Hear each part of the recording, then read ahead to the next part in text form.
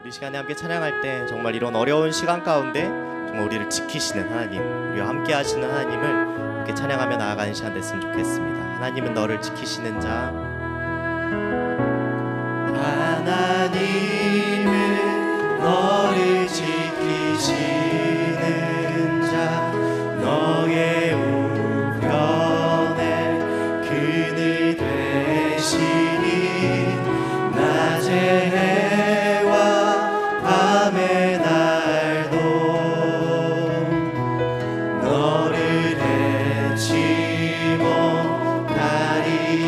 너를 지키시는 자, 하나님은 너를 지키시는 자, 너의 환난을 명쾌하시니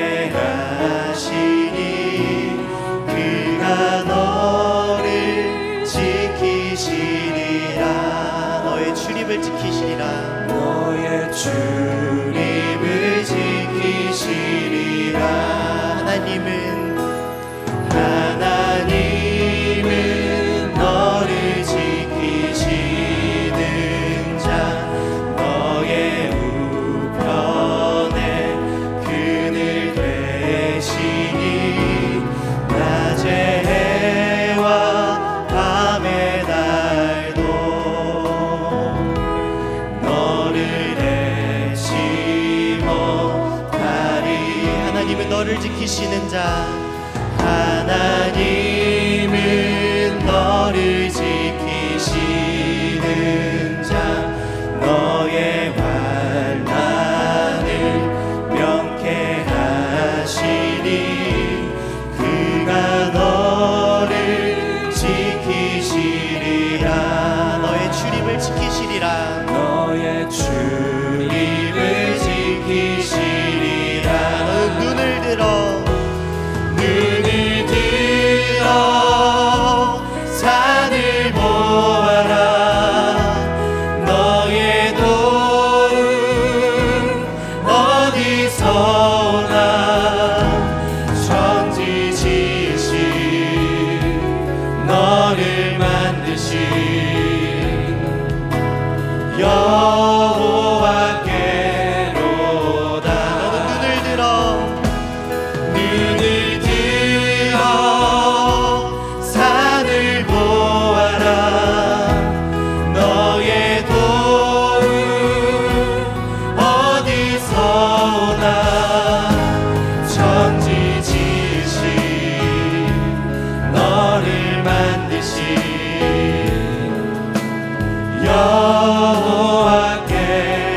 여호와께로다. 천지 지으신 너를 만드신 여호와께로다.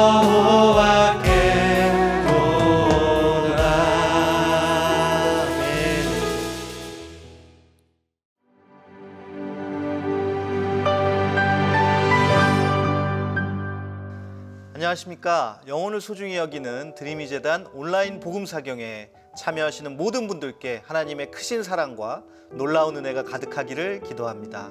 그동안 오프라인 복음사경회를 통해서 국내외 각 지역에서 또한 각 처에서 많은 분들을 만났었는데, 이제는 땅끝까지 복음을 전하라고 하신 주님의 말씀대로 온라인 복음사경회를 통해 여러분들의 안방까지 저희가 직접 찾아뵙게 되었습니다. 먼저 복음사경회에 처음 참여하시는 분들을 위해서 그 의미를 설명드리려고 합니다.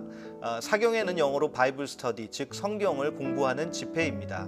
한국의 초대 교회사를 보면 1890년 선교사 언더우드의 사랑채에서 사경회를 했다는 기록이 있습니다. 따라서 복음 사경회는 성경의 많은 내용들 중 예수 그리스도를 믿음으로 얻을 수 있는 구원의 좋은 소식을 전하는 데 그 초점이 맞춰져 있습니다. 이러한 좋은 소식을 전함에 있어서는 어떠한 바운더리도 없다고 생각합니다. 특히 소중한 분들에게 알리고자 하는 간절한 사랑의 마음이 있기 때문에 어떠한 종교적 배경이나 개인의 신앙에 관계없이 모든 분들을 대상으로 하고 있습니다.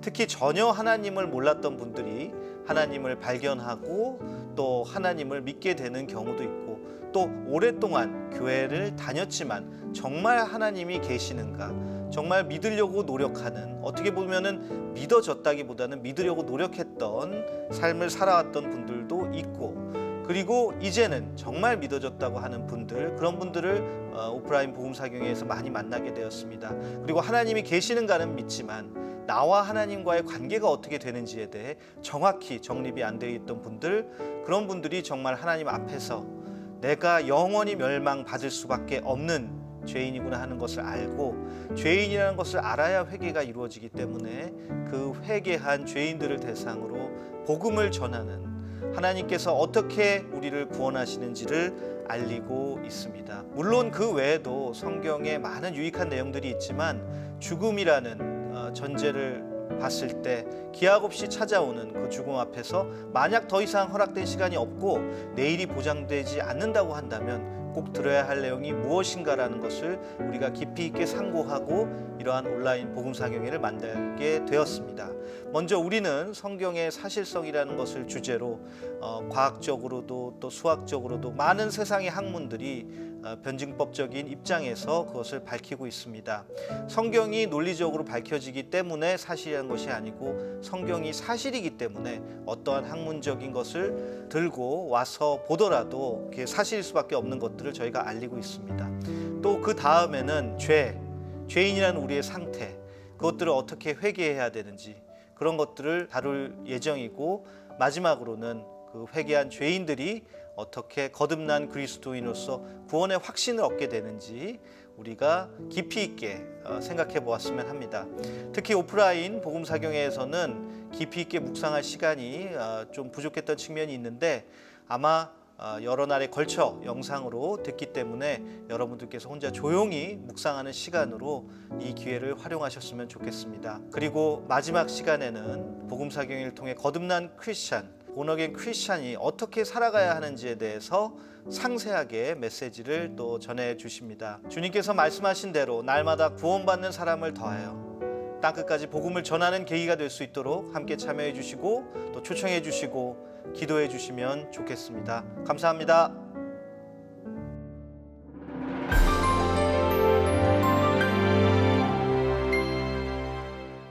안녕하세요. 드림이재단의 강명구입니다. 오늘은 여러분과 함께 이 우주에 나타난 하나님의 사랑이 얼마나 큰지에 대해서 알아보도록 하겠습니다. 자, 어린아이가 태어나면 그 어린아이는 바로 부모라는 것을 금방 알 수 있을까요? 아마 그렇지는 않을 것입니다. 엄마가 먹을 것을 주고 안아주고 이런 사랑을 표현하면서 또 더 나아가서는 내가 너의 부모다라고 하는 것을 여러 형태로 알려주어야만 이 아이가 부모가 누구인지를 알게 될 것입니다. 인간도 마찬가지입니다. 인간도 하나님을 알 수 있는 방법이 없습니다. 그래서 하나님이 직접 우리 인간에게 그것을 알려주셔야 되는데 그것을 계시라고 합니다. 이 계시에는 두 가지 방법이 있어요. 일반 계시와 특별 계시인데, 일반 계시라고 하는 것은 누구에게나 보편적으로 알려졌다라는 뜻입니다. 이 자연과 우주를 보고 하나님이 지으신 것이라는 걸 알 수 있다고 하는 것입니다. 로마서 1장 20절에는 창세로부터 그의 보이지 아니하는 것들, 곧 그의 영원하신 능력과 신성이 그 만드신 만물에 분명히 보여 알게 되나니 그러므로 저희가 핑계치 못할지니라, 이렇게 적혀 있습니다. 우리가 이 자연을 보면은 그곳에 하나님이 없다라고 핑계할 수 없다라는 것입니다. 자, 그런데 또 다른 방법으로 우리에게 하나님의 계신 것을 알려주시는데 그것이 바로 성경입니다. 디모데후서 3장 16절에는 모든 성경은 하나님의 감동으로 된 것으로 교훈과 책망과 바르게 함과 의로 교육하기에 유익하니 라고 적혀 있습니다. 성경을 통해서, 성경을 읽으면 우리가 하나님이 어떤 분이다라는 걸 알 수 있다는 것입니다. 오늘은 이 우주, 자연을 통해서 하나님이 어떻게 말씀하고 계신지를 한번 알아보도록 하겠습니다. 여기 아름다운 별, 은하수가 있죠? 여러분들은 얼마나 자주 밤하늘에 별을 보고 계십니까? 유명한 작가 호키는 이렇게 말을 하고 있습니다. 하늘의 별들이 1000년에 한 번 나타났다면 사람들은 모두 모여서 별을 바라보고 황홀경에 빠졌을 것이다. 하지만 별은 매일 밤 하늘에 떠 있고 사람들은 TV를 본다. 여러분, 밤에 TV를 보느라고 별이 있는 것조차 잊어버리지는 않으셨습니까? 자, 저 작은 하나의 사각형이 있는데 이걸 확대해 보니까 그 안에는 아무것도 없는 암흑이에요. 그럼 저 아무것도 없는 저 공간에는 무엇이 존재할까요? 자, 이것을 궁금하게 생각한 사람이 있습니다. 바로 허블 우주망원경을 총책임하고 있던 로버트 윌리엄이라는 사람이 있었는데요. 1995년에 저 검은 하늘에 도대체 무엇이 있을까 의문을 품고 그곳을 촬영하기로 합니다. 그래서 열흘 동안에 노출을 줘서 그곳에 사진을 촬영을 했는데 바로 이것이 그 사진입니다. 아무것도 없는 것 같은 그 공간에 약 2,000개의 은하를 촬영한 것입니다. 여기 보이는 이 점 하나가 별이 아니고 은하입니다. 별들의 모임인 은하입니다. 10년 후에 그리고 더 깊은 곳에 어두운 곳에는 무엇이 있을까를 촬영을 했는데 그것이 바로 2014년에 촬영한 이 사진입니다. 이 사진이 가장 유명한 우주 사진인 것입니다. 여기에 보이는 이 점들 하나하나가 은하인데 약 1만 개를 촬영을 한 것입니다. 그렇다면 이 우주에는 이런 은하가 몇 개나 있을까요? 제가 공부할 때만 해도 한 2천억 개 정도라고 했는데 지금은 약 2조 개라고 계산을 하고 있습니다. 1초에 하나씩 은하를 샌다 그러면 평생을 걸려도 다 못 셀 수 있는 그런 양입니다. 우리가 100년 동안 샌다고 해도 30억까지밖에 셀 수가 없어요. 자, 그러면 이 은하를 이루고 있는 별들은 또 어떠할까요? 우리와 가장 가까이 있는 안드로메다 은하를 촬영한 것입니다. 이렇게 사각형, 약 4분의 1 정도 되는 부분을 한번 확대를 해보면 이런 별들을 볼 수가 있는데요. 여기에 있는 아주 작은 모래알 같은 점들이 바로 별들입니다. 태양과 같은 별들이에요. 조금 더 확대를 해보면 정말 모래알처럼 빼곡하게 있죠. 이 은하에는, 안드로메다 은하에는 약 1조 개의 별이 있다라고 계산하고 있습니다. 그러니 이 우주에는 얼마나 많은 별들이 있겠습니까? 아까 2조 정도 되는 은하, 그리고 그 은하에 약 1조 정도 되는 별이 있다고 하면 약 2 곱하기 10의 24승계의 별이 있는 것입니다. 이것이 얼마나 많은 숫자인지 저도 감을 잡을 수가 없어요.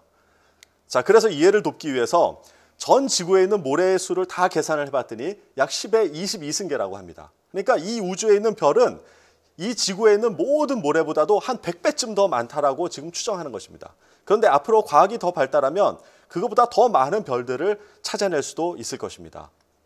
정말 끝없이 많은 무한대의 많은 별들이 이 지구에서 바라볼 수 있다는 것이 얼마나 감사한 일인지요.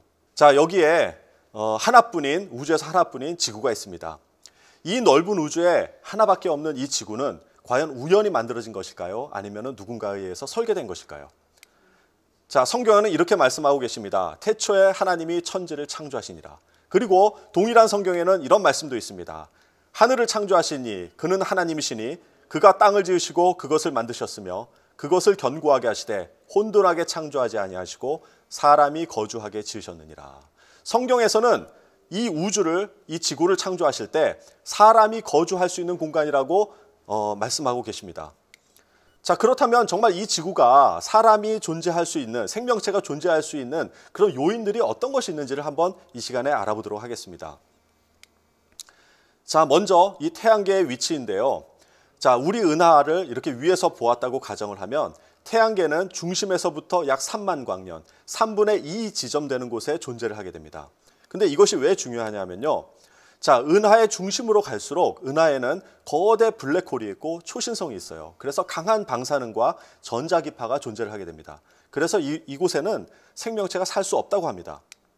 자, 그리고 그 바깥에 가면 어떻게 될까요? 산소나 마그네슘 등의 원소가 부족하고 그런 메탄가스나 이런 것들이 더 많아서 역시 이곳에서도 생명체가 살 수 없습니다. 오직 이 녹색으로 표현된 이 부분에서 생명체가 살 수 있는 그런 확률이 있는데요. 바로 이곳을 은하 생명체 거주 가능 영역이라고 합니다. 바로 태양계가 바로 이 지점에 위치하게 된 것입니다. 자, 태양계를 좀 더 자세히 보겠습니다. 이렇게 태양계는 여러 그 행성들을 가지고 있는데요. 태양은 태양계의 전체 질량의 99.8%를 차지할 만큼 어마어마한 질량을 가지고 있습니다. 그런데 이 태양이 매일매일 수소폭탄이 터지듯 한 그런 폭발을 하고 있다는 거 알고 계십니까? 그런데 이 폭발이 0.1% 내의 변화율을 가지고 있기 때문에 굉장히 안정된 그런 폭발을 하고 있는 것입니다. 태양이 폭발을 하면서 태양풍이 발생이 되고요. 전자기파가 나오고 또 자기장이 나옵니다. 방사능이 나옵니다. 그리고 빛과 열이 나오는데 이 빛과 열은 생명을 유지하는 데 굉장히 도움이 되지만 전자기파나 자기장은 생명을 해치는 그런 빛이 될 수가 있습니다. 그런데 놀라운 것은 이 태양에서 나오는 이 태양풍이 태양계 밖에서 오는 유해한 물질을 막아주는 보호막의 역할을 하고 있다는 것입니다. 그러면 이것이 지구에 오기까지 어떻게 되는지 한번 볼까요? 그럼 태양에서 오는 그 유해한 전자기파라든가 태양풍들은 바로 지구의 자기장이 그것을 막아주고 있습니다. 지구는 외핵이 돌면서 이런 자기장을 형성을 하게 되는데요. 이 자기장이 태양으로부터 오는 유해한 것을 다 차단하는 역할을 합니다. 그것의 증거가 바로 이렇게 그 화면에서 보이는 아름다운 오로라 형태로 나타나는 것입니다. 전자기파가 극지방을 지나면서 이렇게 자기장과 충돌해서 아름다운 빛으로 바뀌어져서 보여지는 것입니다. 너무나도 아름답죠? 우리 시간이 되면 이곳에 가서 저도 꼭 한번 보고 싶은 그런 광경입니다. 자, 그리고 태양에서 지구까지의 거리가 딱 생명체가 존재할 수 있는 그런 거리라고 하는 것입니다. 약 1억 5천만 킬로 정도의 거리가 떨어져 있는데요. 이 거리가 유지가 되기 때문에 지구의 표면 평균 온도가 14도, 그리고 바다의 온도가 7도씨를 이루면서 생명체가 거주할 수 있게 되는 것입니다. 태양계에서도 역시 생명체가 거주 가능한 영역이 이렇게 있습니다. 지구와 화성 사이에 이렇게 녹색으로 표현된 부분인데요. 화성만 하더라도 사실 너무 추워서 생명체가 사는 것은 좀 어렵다고 생각을 합니다. 그러니까 지구가 딱 이 녹색 존에 딱 정확히 위치를 하고 있는 거예요. 그래서 생명체가 우리가 지금 여기서 존재할 수 있는 것입니다. 참 너무나도 기가 막힌 그런 설계인 것 같습니다. 자, 그리고 이 지구 밖에는 목성과 토성 등 외행성이 있는데 이렇게 큰 목성과 토성이 왜 존재하는지 여러분 생각을 해보셨습니까? 여러분 누군가가 그렇게 얘기를 했습니다.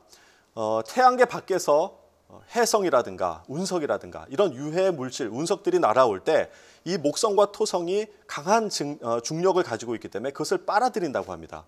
그래서 외부에서 어떤 그 해성이 오더라도 목성과 부딪혀가지고 혹은 그 진로가 바뀌어서 그 안에 있는 지구를 보호할 수가 있게 되는 것입니다. 실제적으로 이것은 1994년에 해성이 태양계 안으로 진입을 했는데 목성이 그것을 빨아들이고 있는 사진을 찍어 놓은 것입니다. 저 목성의 하얀 부분이 바로 그 해성인데요. 저 정도 크기면은 지구 정도의 그런 거대한 그런 해성인데 만약에 이것이 들어와서 지구랑 부딪힌다 그러면 지구는 멸망할 수밖에 없을 것입니다. 그러나 목성과 토성이 바깥에서 이것을 거다란 중력으로 빨아들이고 있는 것입니다. 자, 그럼 지구의 대기권은 또 어떠할까요? 이 지구에 대기가 있기 때문에 우리가 지금 여기서 숨을 쉬고 또 생명체가 살아갈 수 있는 것입니다. 그런데 이것 말고도 굉장히 중요한 역할을 하고 있습니다. 그것은 무엇이냐면 목성과 토성이 걸러내지 못한 그런 작은 소행성들이 있어요. 그런 작은 소행성들이 지구를 향해 오더라도 이 대기권에서 부딪혀가지고 불타 없어지게 됩니다. 그래서 굉장히 많은 그런 그 유성들이 지구의 대기권에서 불타게 되는 것이죠. 자, 그리고 이 지구의 크기를 한번 알아볼 텐데요. 이 지구의 크기도 지금 우리가 존재하는 생명체가 존재할 수 있는 딱 아주 적당한 크기라는 것입니다. 지름이 12,000km 정도가 돼요. 근데 만약에 이 지구가 지금보다 작아지면 어떻게 될까요? 그러면 중력이 약해져서 대기권의 질소와 산소가 우주로 날아가 버립니다. 이 중력이 이 산소를 잡고 있을 수가 없는 것입니다. 그래서 사람이 살 수 없는 공간이 될 수가 있어요. 만약에 지구가 지금보다 커지면 어떻게 될까요? 그럼 중력이 커져가지고 대기권 밖으로 날아가야 할 메탄과 암모니아 가스, 즉 이런 해로운 가스들을 중력이 잡아당기게 됩니다. 그럼 역시 그 안에 있는 생명체가 살 수가 없어요. 그러니까 지금과 같은 이 적절한 크기가 있어야만 해로운 가스는 내보내고 또 산소와 질소 같은 인간에게 유익한 가스는 대기권 안에 가두게 되어서 생명체가 살 수 있는 것입니다. 그리고 지구는 하루에 한 번씩 자전을 하죠.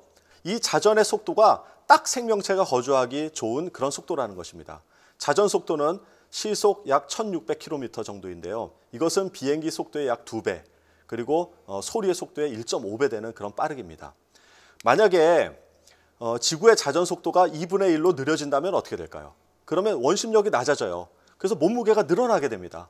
참 비참한 일이죠. 근데 그거보다 더 비참한 것은 뭐냐면 낮과 밤의 길이가 길어지게 되어서 일교차가 극심해집니다. 그래서 낮에는 매우 덥고 밤에는 매우 추운 현상들이 나타날 것입니다. 자, 그러면 역시 이 지구에는 사람이 살 수 없는 곳이 됩니다. 만약에 자전 속도가 2배가 빨라지면 어떻게 될까요? 그럼 원심력이 커져서 몸무게는 줄어들 거예요. 그럼 잠시는 좋을 수 있지만 그러나 이 원심력 때문에 바다가 전부 다 극지방으로 몰려들게 됩니다. 그러면 적도 부근에 있는 많은 그런 그 땅들이 바다에 묻히게 되는 것이죠. 그리고 지각 변동이 일어나게 됩니다. 그리고 자전 속도에 맞춰서 대기의 흐름이 빨라지기 때문에 매일매일 그런 태풍들을 경험을 해야 될 것입니다. 그러니까 사람이 살기 위해서 지금의 자전 속도가 가장 적절하게 딱 맞춰져 있다는 것입니다.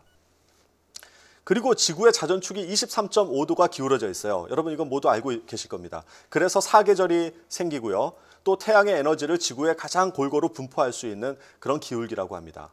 역시 그렇기 때문에 농산물을 경작할 수 있는 경작 면적이 최대한으로 늘어나게 되는 것입니다. 만약에 지구의 자전축이 23.5도보다 더 크게 되면 어떻게 될까요? 그러면 온도의 변화가 극심해지겠죠? 추울 때는 추워지고 더울 때는 더워지고. 근데 23.보다 더 작으면 어떻게 될까요? 그럼 계절의 변화가 거의 없어집니다. 그래서 적도 지방은 매우 덥게 되고요. 극지방은 매우 춥게 됩니다. 어떻게 되더라도 이 지구의 자전축이 지금과 같지 않다면 생명체가 살 수 있는 공간은 줄어들게 되어 있습니다. 자, 그러면 달은 어떠할까요? 여러분 달을 보면서 왜 달이 존재하는지를 생각해 보셨습니까? 자, 이 달이 존재하고 있는 역할 중에서 가장 큰 것이 뭐냐면 이 달로 인해서 지구의 자전축을 안정감 있게 지켜준다는 것입니다. 자, 중앙일보에 이런 재미있는 기사가 있습니다. 만약에 달이 없었다면 어떻게 되었을까요? 자, 결론부터 말씀드리면 하루는 8시간이 되고요. 그리고 지구는 태풍의 도가니가 된다고 합니다. 달이 없으면 지구의 밀물과 썰물이 없어져가지고 바다에 산소가 공급이 되지 않아가지고 수중 생물들이 살기가 어려워집니다. 그리고 달의 저항력이 없기 때문에 자전 속도가 빨라져요. 그래서 하루가 8시간 이내로 줄어들게 됩니다. 또 자전 속도가 빨라지니까 바람이 심하게 부는데 과학자들이 계산을 해보니까 시속 한 300km의 바람이 항상 분다고 합니다. 이게 어느 정도냐면 KTX 지붕 위에서 사는 것 같은 거예요. 여러분 KTX 지붕 위에서 살 수가 있습니까? 그리고 자전축이 0도에서 90도 팽이가 요동치듯이 그렇게 요동치게 됩니다. 결국은 이 달이 없으면 이 지구에는 생명체가 존재할 수 없을 수도 있습니다. 자, 그렇다면 이 지구에 달이 2개라면 어떻게 될까요? 그러면 정말 이 천체는 정말 더 아름답게 될 수 있겠죠. 그러나 어떤 현상들이 일어나냐 하면 이 조수 간만의 차이가 너무 심해져가지고 300m 이상의 파도가 계속 칠 수가 있습니다. 그리고 하루의 길이가 길어집니다. 하루가 24시간보다 길어져서 30시간, 48시간 될 수 있어요. 그 잠도 많이 자야 되지만 일도 많이 해야 되는 그런 참 안타까운 일이 발생이 됩니다. 그리고 자전 속도가 느려진다는 것은 온도 차이가 극심해진다는 것이에요. 낮에는 너무나도 많은 햇볕을 받게 되고 밤에는 또 햇볕이 없어서 추워지는, 결국은 사람이 살 수 없는 곳이 될 것입니다. 이와 같이 지구와 달의 모든 현상들이 딱 지금 이 상태가 사람이 살기에 가장 적절하게 맞춰져 있다는 것입니다. 자, 여기에는 지금 태양과 달의 실제 비례대로 축소를 한 것입니다. 자, 이렇게 태양과 달이 멀리 떨어져 있다고 생각을 해보신 적이 있습니까? 굉장히 멀리 떨어져 있죠. 자, 그런데 이 거리가 딱 생명체가 존재할 만한 그런 요소인 것입니다. 38만 킬로미터 정도가 떨어져 있는데요. 자동차로 가려면 한 160일 정도, KTX로는 53일, 비행기로는 18일을 갈 수 있을 만큼의 굉장히 먼 거리입니다. 자, 그런데 너무나도 재밌는 것은 이 달과 지구 사이에 태양계가 가지고 있는 그런 행성들, 그 행성들이 다 들어갈 수 있대요. 그러니까 얼마나 멀리 떨어져 있는 거리입니까? 만약에 달이 지구보다 더 가까이 있다면 어떤 현상들이 일어날까요? 그럼 조수간만의 차이가 심해집니다. 그래서 이런 파도가 매일 칠 것이고요. 만약에 달과 지구의 거리가 더 멀어졌다면 조수간만의 차이가 없어가지고 바다 생물들이 살 수가 없게 될 것입니다. 그러니까 지금 달과 지구와의 거리가 딱 지금이 가장 적절한 것입니다. 자, 그리고 하나님께서 우리에게 주신 정말 그 기가 막힌 우주쇼가 있는데 바로 그것이 개기일식이라는 것입니다. 자, 이 개기일식은 달이 태양을 아주 정확하게 가려서 태양이 보이지 않는 그런 상황을 말하는 건데요. 자, 이것은 무슨 의미냐 하면 지구에서 보기에 달과 태양의 크기가 똑같다는 거예요. 자, 그거는 무슨 의미냐면 크지만 멀리 있는 태양과 작지만 가까이 있는 달이 지구에서 보기에 동일한 각도에 있다는 것입니다. 이렇게 그림에서 보듯이 2분의 1도 안에 달과 태양이 정확히 그 안에 들어가 있어요. 정말 이거 놀랍지 않습니까? 태양이 달의 크기의 400배가 되지만 태양이 달보다 400배 멀리 있어요. 그렇기 때문에 지구에서 보기에는 두 개의 크기가 거의 같아 보이는 겁니다. 자, 그래서 이렇게 아주 놀라운 우주쇼를 지구에서 볼 수 있는 것입니다. 이것은 하나님이 우리에게 주신 보너스예요. 근데 이것이 우연일까요? 절대 우연이 될 수 없습니다. 어떻게 이것이 우연히 이렇게 모든 것을 맞춰줄 수가 있겠습니까? 자연이라는 말이 있고 천연이라는 말이 있습니다. 여러분, 자연이라는 말은 무슨 뜻이에요? 스스로 자 그러하련, 스스로 그렇다라는 뜻입니다. 여러분, 우리는 이 자연을 부를 때 이미 그 안에는 스스로 존재한다, 이런 그 의미를 내포하고 있어요. 근데 천연이라고 하는 말은 무슨 뜻입니까? 하늘천 그러하련, 하늘로부터 그러하다, 하늘로부터 말미암다, 이런 뜻입니다. 자, 그렇기 때문에 우리는 이 만물이 하나님이 만드신 것이라고 고백을 한다면 자연이라고 부르는 것이 아니라 천연이라고 불러야 되는 거예요. 근데 우리가 이제 통용되는 언어가 자연이기 때문에 우리가 자연이라고 말은 하지만 사실은 그 안에는 천연이라고 하는 의미가 내포되어 있다라고 생각을 해야 됩니다. 우리 학생들과 수업을 하면서 이런 것들을 아이들과 같이 공부를 했었는데요. 한 학생이 이러한 시를 썼어요. 이 달과 태양의 이 아름다운 조화, 그리고 지금까지 봤던 생명이 존재할 수 있는 이 정말 기가 막힌 이 설계를 보고서 한 학생이 순환이라고 하는 시를 썼습니다. 한번 이것을 함께 읽어보도록 하겠습니다. 태양과 달은 서로를 잘 아는 것 같다. 한결같이 빛나다가도 저희 때가 끝날 때 잠잠히 다음 아이에게 자리를 터준다. 그 달가운 우정을 보고 있노라면 나는 때로 예쁜 눈물을 흘린다. 그 눈물 속에는 조금은 작고 예쁜 태양과 달이 손에 손을 잡고 목걸이가 되어 몽글댄다. 그리고 눈물 안에는 인간에게서 그렇게도 찾아볼 수 없던 천연의 사랑이 눈물을 머금고 한 꽃으로 피어 있다. 여러분, 참 아름다운 시죠? 참 어떻게 이렇게 아름다운 시를 적을 수 있는지 모르겠습니다. 우리가 지금까지 이렇게 지구 안에 사람과 생명이 존재할 수 있는 그런 여러 가지 요인들을 살펴보았습니다. 정말 이걸 보면 이것이 그냥 우연히 만들어진 것이라고 볼 수 있을까요? 아니면 누군가에 의해서 정교하게 설계되었다라고 볼 수 있겠습니까? 예, 그렇죠. 누군가가 의해서 아주 미세하게 조정되었다는 걸 알 수 있습니다. 그러나 과학자들, 하나님을 믿지 않는 과학자들은 이것이 우연히 만들어졌다고 합니다. 그래서 어떤 과학자가 책에 이렇게 표현했습니다. 정말 이 사람과 생명체가 존재할 확률이 얼마가 되는지를 계산을 했어요.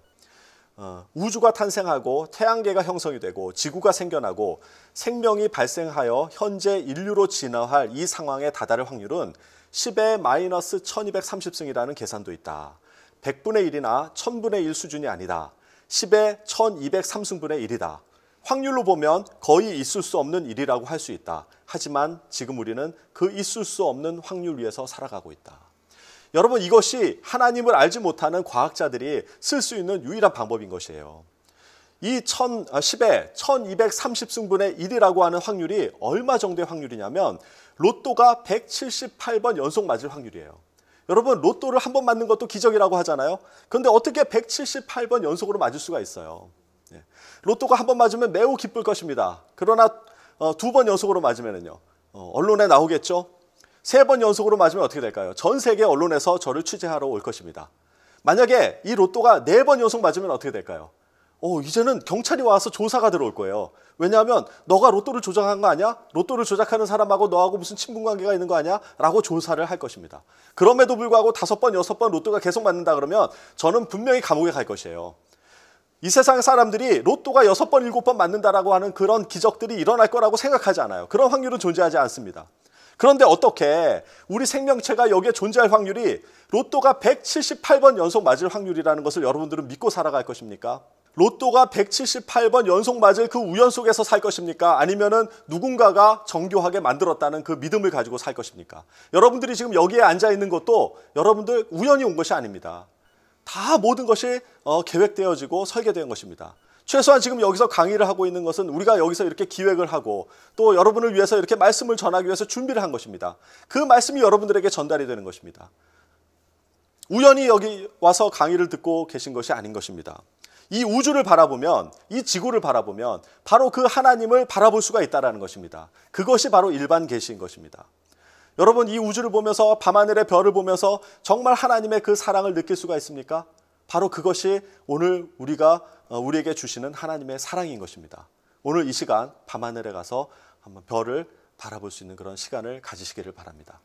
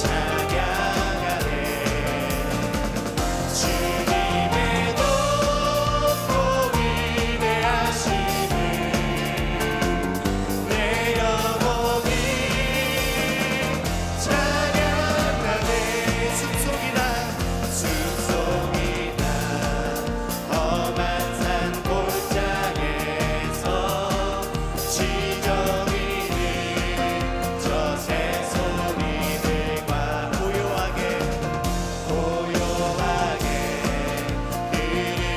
시냇물을 주님의 솜씨 노래하도다. 주님의 높고 위대하심을 주님의 높고 위대하심을 내 영혼이 찬양하네. 주님의 높고 위대하심을 내 영혼이 찬양하네. 주 하나님 생자 아낌없이 우리를 위해 보내주셨네. 십자가에 피 흘려 죽으신 주 내 모든 죄를 대속하셨네. 주님의 높고 위대하심을 내 영혼이 찬양하네. 주님의 높고 위대하심을 내 영혼이 찬양하네. 주님의 높고 위대하심을 내 영혼이 찬양하네. 주님의 높고 위대하심을 내 영혼이 찬양하네. 정말 박수 드리겠습니다.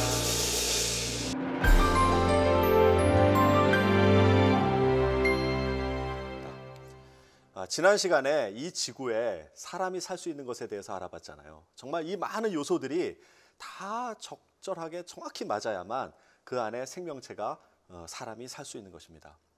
사람이 거주할 수 있게 아주 특별하게 만들어진 이 지구, 정말 놀랍지 않습니까? 자, 이와 같이 하나님이 우리에게 보여주시는 그런 방법이 두 가지가 있었어요. 하나는 일반 계시, 지금까지 사실은 그 우주와 자연을 통해서 하나님이 계시하신 것을 바라본 것입니다. 그리고 또 하나 방법이 있는데 성경을 통해서 하나님이 어떠한 분이다라는 걸 알고 계셔요. 그것을 우리는 특별 계시라고 했습니다. 자, 이 과학자들이 자연과 이 우주를 탐구하면서 참 이게 놀라운 그런 고백들을 하고 있습니다. 자, 아인슈타인이 이런 얘기를 했어요. 어떤 큰 세력이 우주 내 혹은 배후에 활동하고 있음을 알 수 있다. 아인슈타인은 최고의 물리학자이고 최고의 천문학자입니다. 그런데 이 우주를 연구할수록 이런 고백을 하게 되는 것이죠. 자, 그리고 찰스 타운스라고 레이저의 원리를 연구해서 노벨상을 받은 그런 물리학자가 있습니다. 이 과학자가 2005년에 하버드대에서 과학과 신앙과의 관계라는 주제로 강의를 하는 중에 이런 이야기를 했습니다. 과학자들, 특히 물리학자들은 이곳 지구는 매우 특별한 세계라는 것을 인정하고 있다. 모든 사물들은 사람들이 존재하기 위해서 정확한 질서와 체계를 유지하고 있다. 이곳 지구는 우주에서 환상적으로 특별한 곳이다. 그런데 어떻게 이러한 세계가 우연히 생겨날 수 있다고 말할 수 있겠는가? 여러분, 이런 과학자들의 고백은 사실 우리의 고백이 될 수밖에 없습니다. 자, 그리고 MIT의 물리학자인 프레드키는 이런 이야기를 했습니다. 우주의 모든 것이 우연에 불과하다는 것을 나는 믿지 못하겠다. 그렇다고 해서 내게 어떤 종교적 신념이 있는 것도 아니다. 신이 있다고는 믿지 않는다. 나는 무신론자도 아니다. 불가지론자도 아니다. 저기에 뭐가 있는지 혹은 뭐가 있을지 나는 잘 모르겠다. 그러나 다른 한편으로 우리가 아는 이 특정한 우주는 지성이라고 부를 만한 무엇인가의 결과임에 틀림없다. 여러분, 이걸 읽으면 무슨 말을 하는지 잘 모르겠어요. 근데 정말 여기서 이야기하고 싶은 거는 뭐냐면 무신론자든 유신론자든 불가지론자든 아니면 물리학에 대해서 아는 사람이든 모르는 사람이든 정말 부정할 수 없는 것이 무엇이냐면 이 우주는 지성이라고 부를 만한 무엇인가의 결과라는 것이에요. 그거는 알 수 있다는 것입니다. 여러분, 이 일반 계시를 통해서 사람들은 정말 이 우주와 자연에 엄청난 질서가 있고 거대한 세력이 있고 거대한 에너지가 있고 지성이라고 부를 만한 무엇이 있다는 걸 느낄 수는 있어요. 그런데 성경에서 말하는 그 하나님이 바로 그 에너지, 거대한 세력, 지성이라고 부를 만한 무엇인가와 같다라는 것은 믿지 않아요. 성경에서는 뭐라고 합니까? 여호와 하나님께서 이 세상을 창조하셨다고 이야기를 하잖아요. 분명하게 명확하게 그렇게 이야기를 하고 있는데 많은 과학자들은 그런 어떤 지성이라고 부를 만한 무엇인가라는 것은 인정을 하면서도 그 존재가 여호와 하나님이라는 것을 인정하지는 않아요. 왜 그럴까요? 왜 성경에서 말하는 하나님이 이 세상을 창조하고 이 우주 질서를 부여하는 그런 존재라는 것을 왜 믿지 않을까요? 그것은 성경에는 아주 모순적인 그런 상황들이 있기 때문에 그렇습니다. 일반 계시를 통해서 알 수 있는 것은 무엇이냐면 이 우주에는 아주 놀라운 질서가 있다. 또 아주 이성적이고 논리적인 것이 있다는 것을 알 수가 있어요. 근데 성경에는 어떻게 되어 있냐면 질서를 거스르는 그 비이성적인 것이 존재를 해요. 비논리적인 것이 존재를 해요. 정말 우리가 이해할 수 없는 초자연적인 그런 기적들이 있어요. 그렇기 때문에 이 자연에서 보는 이 거대한 세력과 성경에서 말하는 이 하나님이 서로 같다라고 볼 수가 없는 것입니다. 여러분, 그래서 이 충돌과 모순이 있기 때문에 우리가 일반 계시를 통해서 보는 그 존재를 통해서 하나님을 알 수 있는 사람이 거의 없다라는 것입니다. 학생들을 가르치다 보면은 학생들은 참 순수하게 이런 질문들을 많이 해요. 선생님, 어떻게 사람이 무리를 걸을 수가 있어요? 또 어떻게 죽은 사람이 살아나요? 그리고 또 어떤 학생들은 이런 얘기를 합니다. 선생님, 하나님이 아담이 선악과를 따먹을 줄 몰랐을까요? 어떻게 전지전능한 하나님이 그걸 몰랐을까요? 저는 그런 하나님 안 믿을래요. 이런 학생들이 있어요. 이건 비단 학생들만 가지고 있는 궁금증이 아니에요. 여러분, 어른들, 여러분도 사실 이런 질문들을 하시죠. 근데 마치 믿고 있는 것처럼 알고 있는 것처럼 그렇게 질문을 안 하시잖아요. 근데 그게 이해가 안 되면 질문을 하셔야 돼요. 이렇게 순수하게 학생들처럼 질문을 하고 이해가 안 되면 오늘 모든 것을 다 중지하고 이것이 왜 그런지를 알아야 되는 것입니다. 자, 이렇게 학생들이 신앙과 또 성경을 이해하지 못하는 부분이 있을 때 제가 학생들과 그런 상담하는 부분들이 있는데 오늘은 그거에 대해서 좀 함께 나눠보려고 합니다. 빌립보서 1장 9절부터 10절에 있는 말씀을 한번 읽도록 하겠습니다. 제가 세 번역으로 준비를 했는데요. 다 같이 한번 읽어보도록 하겠습니다. 내가 기도하는 것은 여러분의 사랑이 지식과 모든 통찰력으로 더욱더 풍성하게 되어서 여러분이 가장 좋은 것이 무엇인가를 분별할 줄 알게 되는 것입니다. 여러분, 이 말씀은 사도 바울이 빌립보 교인들에게 쓴 그런 서신서입니다. 그런데 사도 바울이 빌립보 교인들에게 어떤 내용으로 기도를 하느냐 하면 여러분의 사랑이 아주 풍성해져서 가장 좋은 것이 무엇인지를 분별하라고 그렇게 권면하는 기도를 합니다. 그런데 여기서 우리가 알 수 있는 것은 무엇이냐면 바로 사랑이 풍성하게 될 때 가장 좋은 것이 무엇인가를 분별할 수 있다라고 이야기를 하고 있어요. 근데 여기 붉은색으로 표현한 것을 한번 보시기 바랍니다. 이 사랑이 풍성해질 수 있는 수식어가 무엇이에요? 바로 지식과 모든 통찰력으로 이렇게 수식어를 표현하고 있는데 이 지식과 모든 통찰력을 동원해서 여러분의 사랑이 풍성해져야만 가장 좋은 것이 무엇인지를 분별할 수 있다라고 이야기를 하고 있습니다. 자, 그러면 이 사랑이 풍성해지게 하는 도구가 바로 지식과 통찰력인데 여기서 말하는 지식이라고 하는 것은 대학을 가기 위해서 이렇게 공부하는 그런 지식을 이야기하는 것이 아니에요. 뭐 과학적이고 수학적이고 그런 지식을 이야기하는 것이 아니라 바로 하나님을 아는 지식을 이야기합니다. 자, 그러면 통찰력이라고 하는 것은 무엇일까요? 바로 이 시간에는 지식과 통찰력이 어떤 것인지를 좀 알아보도록 하겠습니다. 여러분들 이게 중학교 때나 고등학교 때 이집트 벽화에 대한 이런 것들을 미술 시간에 공부를 하셨을 거예요. 여러분, 이 그림을 보면은 굉장히 재미있습니다. 얼핏 보면은 유치원생들이 그린 것 같은 그런 그림이죠. 그런데 여기 이렇게 그 풀이나 새들을 보면 아주 정교하게 그려져 있어요. 그러니까 이 그림은 그림을 잘 그리는 사람이 그린 거예요? 못 그리는 사람이 그린 거예요? 아주 잘 그린 사람이 그린 거예요. 그런데 이 사람을 그린 것을 보세요. 이 사람은 조금 부자연스럽죠? 자, 얼굴은 옆모습을 보고 있고요. 가슴은 앞을 보고 있어요. 그리고 발은 옆모습을 보고 있고요. 자, 얼굴을 옆모습을 보고 있는 눈은 정면을 바라보고 있어요. 누가 봐도 이거는 좀 이상한 그림입니다. 아마 지금 유치원 아이들도 이렇게 그리지 않을 거예요.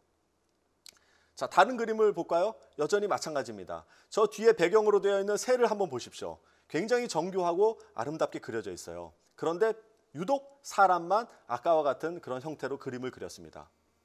여러분 이걸 보고서 그림이 뭐 저래 이렇게 하지 말고 정말 여기서 무슨 메시지를 전하려고 이걸 그렸는지를 한번 생각을 해보자는 것입니다. 자, 이것은 벽화 중에 정원이라고 하는 그런 부분인데요. 이거는 아주 더 재밌습니다. 자, 나무와 연못을 그렸는데요. 자, 아래쪽에 있는 나무는 다 밑에서부터 위로 올라 솟아 있는 것을 그렸죠. 근데 왼쪽에 있는 나무는 어떻습니까? 다 왼쪽으로 누워 있어요. 자, 그리고 또 위쪽에 있는 나무들은 또 우리가 보듯이 또 다 위로 되어 있고요. 자, 연못은 또 위에서 바라보는 그런 배경으로 그려져 있죠. 그런데 그 연못 안에서 수영을 하고 있는 오리는 어떻습니까? 위에서 본 것이 아니라 옆에서 봤죠. 물고기도 지금 어떻게 가고 있죠? 옆에서 본 모양으로 가고 있습니다. 자, 이렇게 하나의 그림 안에 관점이 여러 개가 포개져 있어요. 자, 이것이 그냥 못 그린 그림입니까? 아니면 뭔가를 이야기하려고 이렇게 그린 것 같습니까? 그렇죠. 이거는 못 그린 그림이 아니에요. 의도적으로 무엇인가를 이렇게 그렸을 것이란 말입니다. 자, 이런 것을 우리는 정면성의 원리라고 합니다. 사물의 특징을 가장 뚜렷하게 보여주는 면에서 묘사해서 되도록 사물의 형태를 온전하게 전달하기 위해서 이렇게 그린 거예요. 그래서 인간의 얼굴이 옆에서 볼 때 그 특징이 가장 잘 드러난다면 눈은 정면을 바라볼 때, 발은 옆면을 볼 때, 그리고 옆모습은 위에서 내려다 볼 때, 물고기는 누워 있을 때 그 형태가 온전하게 표현되기 때문에 이렇게 그린 거예요. 그 당시에는 이 벽화를 통해서 후대에게 무엇인가를 메시지를 주기 위해서 이걸 그린 것이란 말이에요. 그러니까 이것을 그냥 현실에 보이는 대로 그린 것이 아니라 정말 주고자 하는 메시지를 전하기 위해서 이렇게 비현실적으로 그린 것이에요. 바로 이 그림 안에서 모순과 왜곡이 우리는 모순과 왜곡을 볼 수 있는 것이죠. 그것은 무엇이냐면 그냥 눈에 보이는 현실을 그린 것이 아니라 여기에는 그 메시지를 전하기 위해서 작가가 의도적으로 모순과 왜곡을 만들어냈다는 것입니다. 자, 여러분 이 그림 아시죠? 이 그림이 뭐죠? 네, 별이 빛나는 밤입니다. 누가 그렸죠? 예, 고흐가 그렸습니다. 자, 아주 유명한 그림인데요. 제가 아주 어젯밤에 가서 고흐가 이것을 그림을 그리는 그 사진을 찍어 왔어요. 놀랍죠? 자, 지금 이 사진에서 보면은 어두운 밤에 고흐가 캔버스를 가지고 뒷산에 올라가서 그 마을을 바라보고 있는 장면입니다. 지금 촛불을 켜두고요. 자, 그림을 그리기 전에 지금 이 장면을 지금 느끼고 있는 거예요. 아직 캔버스가 올라가 있지 않죠? 그러니까 지금 그림을 그릴 준비를 하고 있는데 지금 우두커니 서가지고 그 마을을 바라보고 있습니다. 자, 이걸 왜 이렇게 하고 있을까요? 뭔가 지금 그림을 그리기 위해서 자기의 예술적인 영적인 혼을 막 불러일으키는 거예요. 이것을 느끼는 것이죠. 그 느낌이 있을 때 그림을 그리려고 하는 것입니다. 자, 지금 밤은 어둑어둑해지고 있어요. 바람은 살며시 불고 있어요. 여기 많은 꽃들이 피어 있습니다. 그 꽃들의 향기가 바람을 타고 내 지금 코를 지나가고 있어요. 그리고 풀벌레 우는 소리가 들립니다. 멀리서는 들짐승들이 도망가는 소리도 들려요. 그런 모든 것들이 다 내 감각을 통해 가지고 내 예술적인 감각을 끌어올려서 그것을 그림으로 표현하려고 하는 것입니다. 그런데 여러분 이 사진에는 그런 것들이 느껴져요? 안 느껴져요? 안 느껴져요. 이것은 그 장면만 그냥 묘사를 한 것입니다. 그런데 이것을 느낄 수가 없기 때문에 이 고흐는 이 그림을 어떻게 표현하냐면 자기가 가지고 있는 그 모든 감각을 바로 이렇게 그림으로 표현한 것입니다. 여러분 이것이 이 그림을 보면은 이 작가가 가지고 있는 어떤 심리적인 상태나 그런 전달하고자 하는 것을 우리가 예측할 수가 있는 것이에요. 자, 그러면 이 A와 B 두 개를 한번 보시기 바랍니다. 저 A는 그냥 어떤 3차원적인 공간을 사진으로 찍은 것이에요. 그럼 그때의 모든 상황들을 다 담을 수가 있어요? 없어요? 작가의 감정을 담을 수가 있어요? 없어요? 없죠. 자, 그런데 이 오른쪽에 있는 그림은 B라고 하는 그림은 여러분 이걸 보면서 작가의 감정을 느낄 수가 있어요? 예, 어느 정도 느낄 수 있죠. 뭔가 아주 격렬하게 반응하는 저 구름을 보면서 정말 작가 안에 있는 그 예술적인 감각이 막 요동치는 것을 느낄 수 있지 않아요? 저 나무가 막 휘어져 있는 그걸 보면서 지금 작가가 무엇을 표현하려고 하는지 그걸 느낌으로 알 수 있죠. 물론 말을 할 수가 없을 것이에요. 그러나 느낌으로 그것을 알 수가 있습니다. 이와 같이 4차원에서 벌어지는 공간과 시간과 소리와 향기와 촉감과 번뇌와 예술적인 감각을 2차원으로 어떻게 표현할 수가 있겠습니까? 여러분, 그것을 내 마음에 있는 그런 예술적인 감각을 표현할 수 있는 유일한 방법은 뭐냐면 현실을 왜곡해서 표현하는 것입니다. 이렇게 막 구름이 몰아치고 나무에 이런 어떤 그 살아있는 그런 그 것들이 느껴지게끔 표현하지 않으면 내 마음을 다 표현할 수가 없기 때문에 그런 것이에요. 자, 그래서 이 4차원의 3차원 이상의 이런 것들을 종이에 딱 표현할 수 있는 유일한 방법은 그걸 뒤틀어 버리는 것입니다. 왜냐하면 차원이 축약되기 때문에 왜곡하지 않고서는 그걸 표현할 수가 없어요. 이렇게 그림을 그리는 어떤 작가들 또는 음악을 하는 예술가들은 의도적으로 이 현실에 있는 것들을 모순과 왜곡을 만들어 가지고 자기의 어떤 사상들을 표현하는 것입니다. 이 그림을 보고서 뭐 구름이 왜 저래? 달이 왜 저래? 이렇게 이야기하는 사람은 초등학생들이에요. 아주 수준이 낮은 사람입니다. 자, 그림 이야기는 그만하고요. 자, 말씀한 구절을 보도록 하겠습니다. 여러분, 레위기를 보면은 아주 재밌는 이야기가 나옵니다. 자, 레위기 3장에 있는 말씀을 제가 좀 요약을 한 말씀인데요. 같이 한번 읽어보도록 하겠습니다. 제물을 바치는 사람은 화목 제물 가운데서 내장을 덮고 있는 기름과 내장 주변에 있는 모든 기름을 여호와께 바치는 화제로 삼아라. 제사장은 그것들을 제단 위에서 태워 바쳐라. 그것이 화제이며 그 냄새가 여호와를 기쁘시게 한다. 모든 기름은 여호와의 것이다. 이것은 너희가 어디에 살든지 지금부터 지켜야 할 규례이다. 너희는 기름이나 피를 먹지 말라. 여러분, 광야 시대에 백성들이 이제 공동체를 모여서 어떤 하나님이 약속한 그 땅을 가고 있는 과정인데 거기에서 많은 그런 율법들이 주어져요. 그 중에 한 부분을 나타내고 있는 것입니다. 그런데 너무나도 재밌는 것은 여기에 너희는 기름이나 피를 먹지 말라고 하나님께서 율법으로 말씀으로 아예 강력하게 말씀하고 계셔요. 심지어는 모든 기름은 여호와의 것이다라고 이야기를 해요. 그러니까 내 거니까 너희 먹지 말라는 거예요. 근데 왜 이런 표현을 했을까요? 자, 이런 그 말씀을 보고 우리가 레위기에 나타난 하나님의 속성이 무엇이냐라고 물으면 뭐라 그러겠어요? 욕심쟁이요. 예, 맞아요. 그 기름을 우리한테 안 주고 다 여호와 하나님이 먹으려고 하는 그런 욕심쟁이라고 생각할 수 있잖아요. 근데 그건 아주 1차원적인 겁니다. 왜 하나님께서 뭐 기름이 없어가지고 우리 모든 기름을 다 뺏어가려고 하시겠습니까? 사실 기름이 굉장히 맛있어요. 삼겹살이나 내장이나 곱창이나 이런 거는 굉장히 맛있어요. 그 광야를 지나면서 먹을 것이 그렇게 많지도 않았을 것이고 그런데 이 얼마나 그 제사를 지낸 다음에 이 삼겹살이나 이 곱창 같은 게 먹고 싶었겠습니까? 그런데 하나님께서 그걸 율법으로 먹지 말라고 강하게 규정을 하십니다. 자, 왜 그러냐 하면 자, 이것은 동물들의 체온 분포표를 나타낸 것이에요. 약 사람은 36.5도에서 37.5도 이 정도의 체온을 유지하게끔 되어 있습니다. 운동을 열심히 하면 37.5도까지 온도가 올라가게 되죠. 자, 그런데 대부분의 동물들은 37.5도 이상이에요. 그래서 37.5도에서 약 40도 정도의 온도 분포를 유지합니다. 우리 학교에 말이 있어요. 그래서 말을 제가 가끔 이렇게 가서 보는데 이 말 목을 이렇게 만져보면요, 굉장히 따뜻해요. 그리고 개를 한번 안아보십시오. 개가 굉장히 따뜻하거든요. 그것은 왜 그러냐면 우리보다 체온이 높기 때문에 그런 거예요. 그런데 이 조류들은요, 그거보다 더 높아요. 조류들은 보통 40도에서 42도 정도의 온도 분포를 보입니다. 그래서 닭을 안으면은요, 여러분 닭 안아보셨는지 모르지만 닭을 안으면 굉장히 따뜻해요. 자, 근데 왜 그러냐면 이 온도가 높을수록 이렇게 순발력이 생겨요. 우리도 이렇게 온도가 떨어지면은 이렇게 맥이 없잖아요. 근데 짐승들은요, 늘 자기를 보호해야 되고 활동을 해야 되기 때문에 체온이 늘 이렇게 올라가 있는 거예요. 그리고 조류들은 날아가야 되잖아요. 날아가야 되기 때문에 늘 스탠바이가 되어 있어야 되는 거예요. 그래서 체온이 높아가지고 그 운동을 할 수 있는 그런 상태로 예열이 되어 있는 거라고 볼 수가 있습니다. 자, 그런데 문제는 뭐냐면 이렇게 사람보다 온도가 높은 동물들의 고기를 먹으면 그 안에서 움직이는 기름들이 낮은 온도 사람에게 들어가면 어떻게 될까요?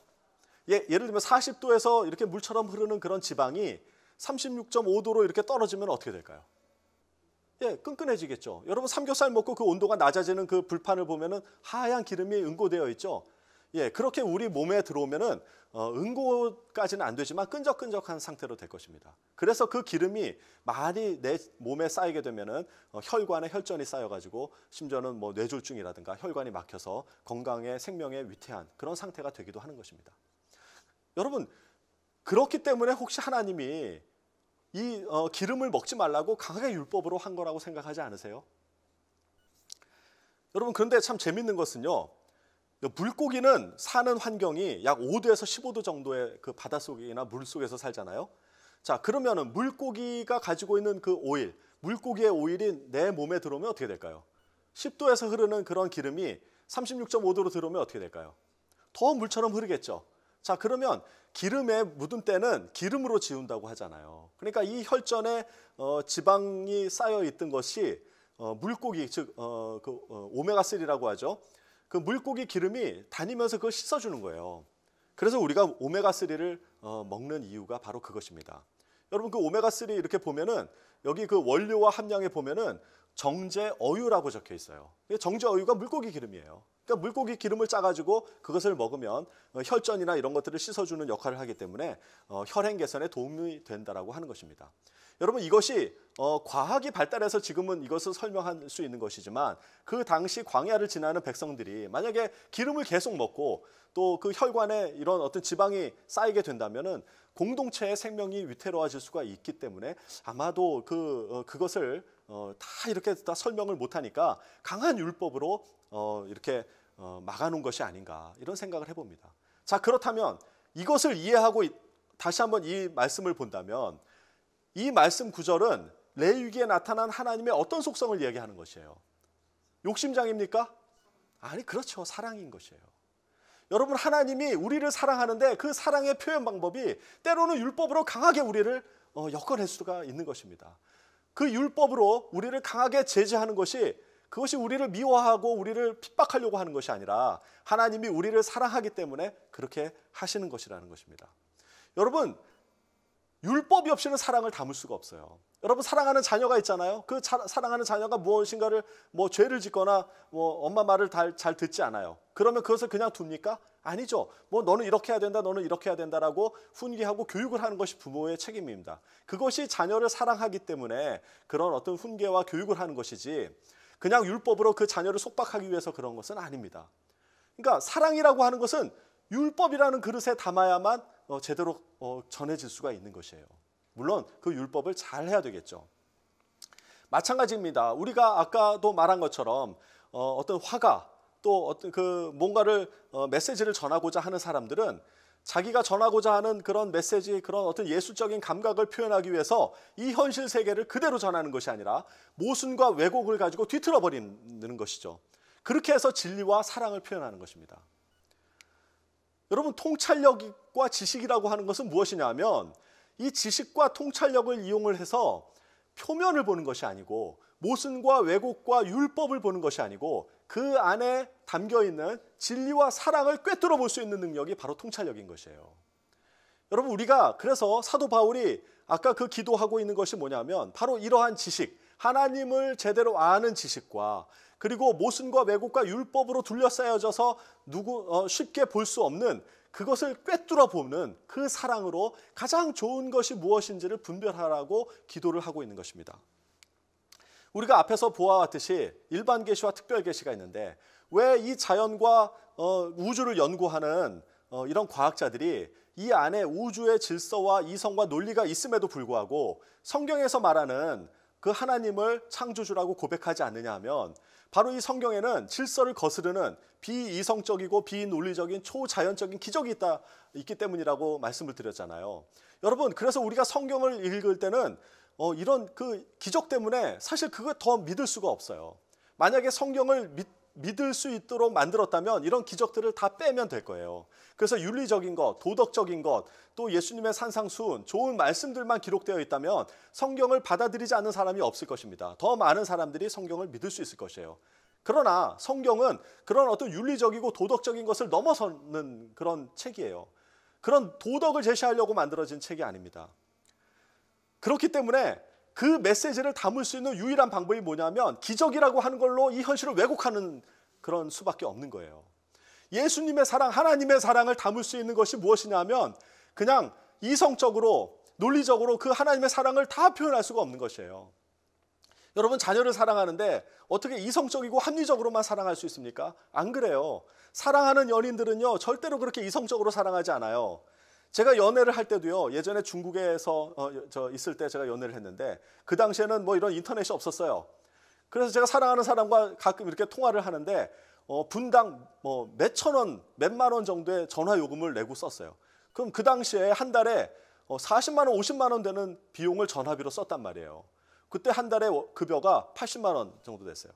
급여의 반 이상을 전화비로 쓴 것입니다. 물론 그건 제가 내지 않고 부모님한테 다 넘겨드렸지만 여러분, 부모님이 생각하기에 정말 이 녀석이 미쳤지 않나.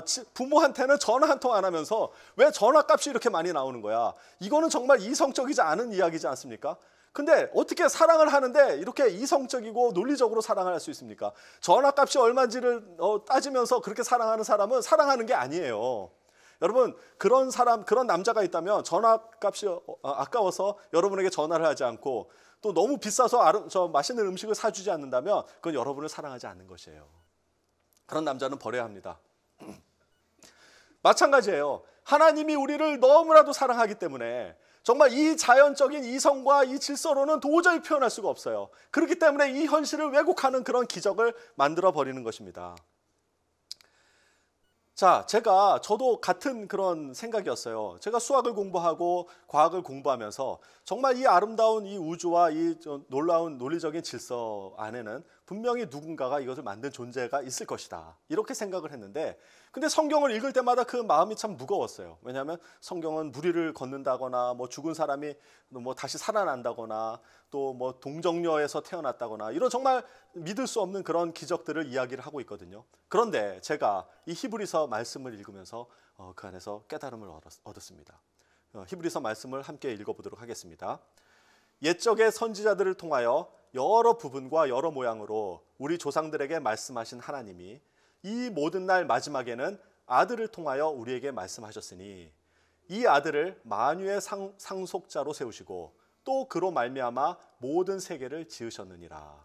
이는 하나님의 영광의 광채시오 그 본체의 형상이시라. 그의 능력의 말씀으로 만물을 붙드시며 죄를 정결하게 하는 일을 하시고 높은 곳에 계신 지극히 크신 이의 우편에 앉으셨느니라. 제가 그런 의문을 가지고 있는데 이 히브리서 말씀을 읽다가 정말 제 머리를 탁 치는 것이 있었어요. 그것이 무엇이냐면 3절에 죄를 정결하게 하는 일을 하시고, 이 말씀이었어요. 여러분, 한번 생각을 해보십시다.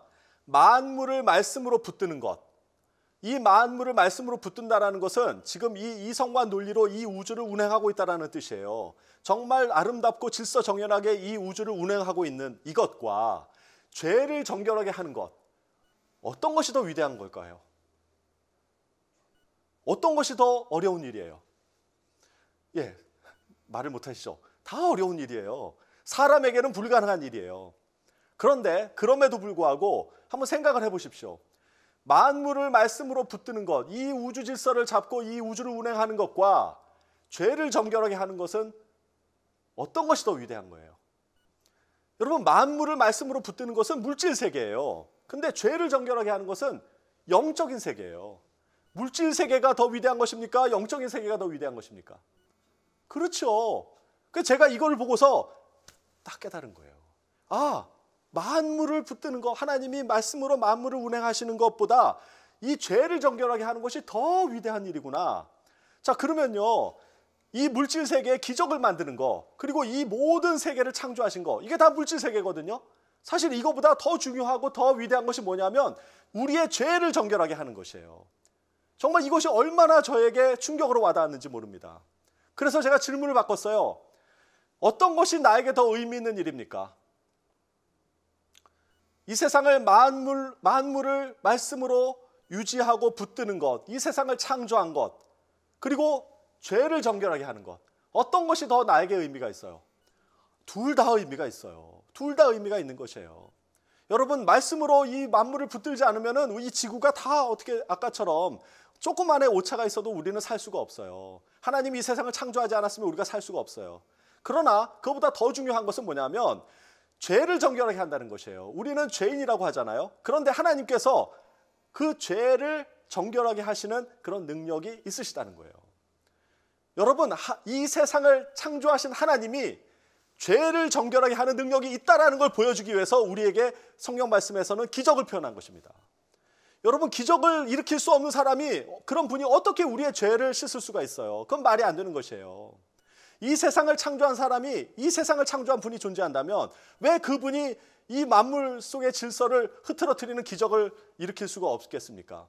예수님의 그런 어떤 기적들이 왜 성경에 기록되어 있느냐? 오히려 그런 기적들이 기록이 되어 있지 않으면 더 많은 사람들이 예수님을 믿었음에도 불구하고 성경은 그런 도덕적인 것, 윤리적인 것뿐만 아니라 예수님이 이루신 그 많은 기적과 이런 초자연적인 기적들을 기록하고 있어요.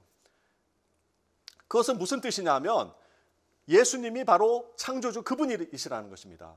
태초에 하나님이 천지를 창조하신 그 능력이 예수님에게도 그대로 있다는 것입니다. 그래서 이 우주의 질서를 무너뜨릴 수 있는, 파괴할 수 있는 그런 기적을 만드실 수 있는 분이라는 것입니다. 바로 그분이 그러한 능력을 가지고 계시기 때문에 이 영적인 세계에서 우리의 죄를 정결하게 할 수 있는 그런 능력이 있다는 것이에요. 여러분, 이것이 얼마나 참 중요한 일인지 저는 이 말씀을 듣고 그 당시에 모든 의심이 다 사라졌습니다. 자, 그래서 저는 이렇게 생각을 했어요. 아까는 이 자연계에 있는 이 논리적이고 질서적인 그런 일반 계시를 통해서 얻을 수 있는 것이 특별 계시와 대치되고 충돌이 된다라고 생각했는데 아니에요. 이 말씀을 읽으면서 바로 이 특별 계시 말씀 안에 바로 일반 계시가 포함되어 있다는 것이에요. 그래서 이 세계를 질서롭게 유지할 수 있는 그 분이 바로 기적을, 초자연적인 기적도 일으킬 수 있고 바로 그분이 죄를 사할 수 있는 능력이 있다라는 그런 조화로운 이야기를 만들어낼 수가 있는 것입니다. 여러분, 정말 이 사도 바울이 빌립보 교인에게 한 이 기도문은 정말 지금 우리에게 하는 기도문이에요. 그리고 여러분들은 여러분들의 자녀들에게, 여러분들의 가족에게 바로 이 기도를 늘 해주셔야 됩니다. 정말 이 기도문이 얼마나 좋은지 모르겠어요. 자, 오늘 마지막으로 이 기도를 같이 한번 읽어보면서 마치도록 하겠습니다. 그리고 우리가 다음 시간에는 이 사경회를 통하여서 정말 가장 좋은 것이 무엇인지, 예수 그리스도가 어떻게 우리의 죄를 사하는지, 그리고 우리를 어떻게 정결케 하는지 그 부분에 대해서 사경회를 통해서 계속 배워가시기를 바랍니다. 자, 빌립보서 1장 9절부터 10절 말씀을 다 같이 함께 읽도록 하겠습니다. 내가 기도하는 것은 여러분의 사랑이 지식과 모든 통찰력으로 더욱더 풍성하게 되어서 여러분이 가장 좋은 것이 무엇인지를 분별할 줄 알게 되는 것입니다. 여러분, 지금 생업으로 바쁘시죠? 또 자녀가 지금 대학을 가야 되는 그런 상황에 있으시죠? 많은 현실적인 문제가 있는 걸로 알고 있습니다. 그러나 정말 그것보다 더 좋은 것이 무엇인지를 한번 우리가 찾아보는 시간이 되기를 바랍니다. 감사합니다. 지금부터 내가 해주는 얘기 들어주겠니? 믿어주겠니? 옛날 어느 나라에 함께 살았던 왕자와 왕의 이야기. 언제부턴가 그 나라에는 몹쓸 병이 돌고 있었대. 사랑과 용서보다 미움과 싸움이 커져만 가는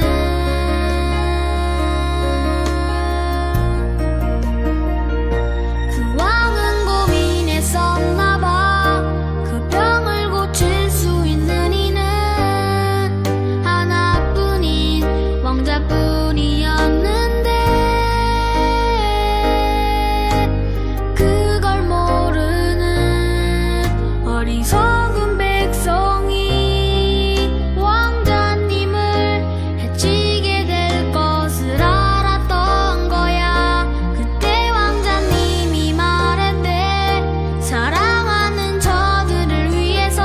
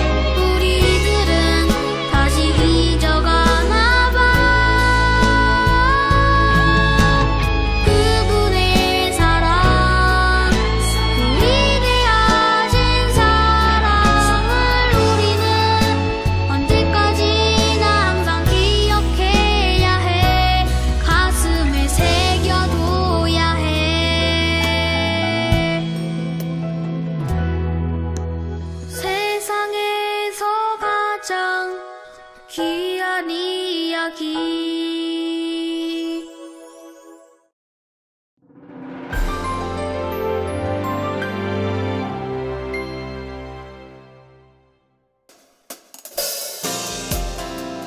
나보다 나를 더 잘하시는 우리 그 주님을 함께 찬양하며 나아가는 시간 됐으면 좋겠습니다. 함께 고백하며 나아가시겠습니다. 나보다 나를 더 잘하시는 주님, 나보다 나를 잘하시는 주님, 내가 주를 떠나 어디로 가겠나이까. 나 어디 가든지 주의 손이 나를 인도하시며 주의 오른손이 나를 붙드시리라. 나를 창세전부터 계획하시고 지금까지 인도하시네. 하나님이여 주의 생각이 어찌 그리고 외로우신지요. 나의 생각보다 나의 뜻보다 더 크고 놀라우신 주님. 하나님이여 나를 살피사 나의 마음을 아시오니 나를 영원한 길로 인도하소. 여러분도 고백하시겠습니다. 나보다 나를 잘하시는